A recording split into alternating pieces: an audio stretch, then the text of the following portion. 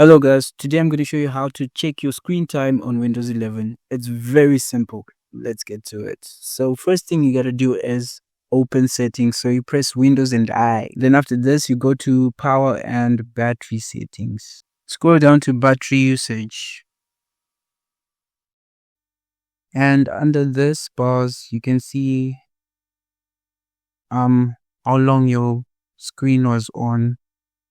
Mine is saying 5 hours, 22 minutes. So this will show you in the last 24 hours. So you can even change the period in the last 7 days. How long your screen was on. 6 hours. Then after that, you can even check what's really draining your battery if you're using battery and stuff like that. But anyways, this is how you check your screen on time. Don't forget to like, subscribe, and come for more. Thank you for watching. Goodbye.